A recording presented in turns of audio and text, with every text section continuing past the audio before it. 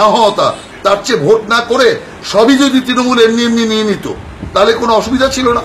অর্থাৎ এটা পরিষ্কার যে জনরায়কে তৃণমূল কংগ্রেস ভয় পাচ্ছে। আমরা পাঠাবো, পাঠিয়ে বলবো যে এখানে ভোটের নামে কি প্রহসন হয়। অতএব আগামী লোকসভা এবং বিধানসভা নির্বাচনে আরো কঠোরভাবে কেন্দ্রীয় নির্বাচন কমিশন যাতে ভোটের প্রস্তুতি নেয়, আজকের নির্বাচনের চিত্রগুলো দেখে ইলেকশন কমিশন ঠিক করবে। দক্ষিণ কাছে যেভাবে গন্ডগোল হচ্ছে, আপনারা শুনেছেন রায়গঞ্জ, বেঙ্গল, পূজালি সব জায়গাতেই বন্দুক ভাঙি ব্যাপারটা চলছে, বোমাবাজি হচ্ছে, কি বলবেন? দেখুন, পৌরসভার নির্বাচন চোখে আঙুল দিয়ে দেখিয়ে দিল তৃণমূল কংগ্রেস ভয়ে ভীত। এত জনকল্যাণ করেছে, সব ব্যাপারে ওরা ফার্স্ট, অথচ জনগণের রায় নেবার সৎ সাহস তৃণমূল কংগ্রেসের নেই। এটাই আজকে পুরসভার ভোটে তৃণমূলের গুন্ডামি প্রমাণ করে। আমি মনে করি পঞ্চায়েত নির্বাচনের আগে তৃণমূল কংগ্রেসের এটা একটা ওয়ার্ম আপ, যে পঞ্চায়েত নির্বাচন কিরকম হবে এই পুরসভার নির্বাচনগুলির অবস্থা দেখলেই বোঝা যায়।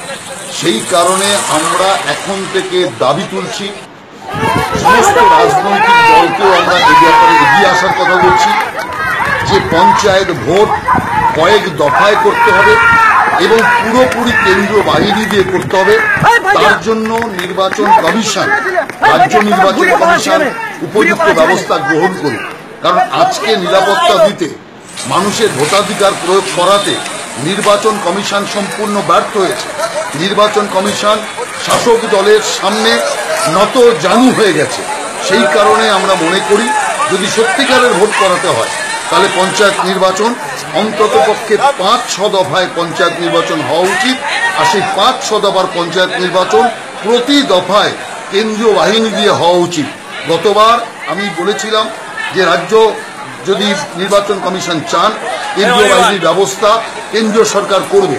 এবারও আমি দায়িত্ব নিচ্ছি, যদি রাজ্য নির্বাচন কমিশন কেন্দ্রীয় বাহিনীর জন্য আগে ভাগে চিঠি দেয়, কেন্দ্রীয় বাহিনী দিয়ে নির্বাচন করানোর জন্য কেন্দ্রীয় সরকারের যতদূর দরবার করায়, যতদূর পর্যন্ত যাওয়ার ততদূর পর্যন্ত যাবে। কারণ এই ছেলে খেলার ভোট চলতে পারে, এই ভোট তো ছেলে খেলা নেই। এই ভোট হওয়াও যাক, না হওয়া তার চেয়ে ভোট না করে সবই যদি তৃণমূল এমনি এমনি নিয়ে নিত তাহলে কোনো অসুবিধা ছিল। অর্থাৎ এটা পরিষ্কার।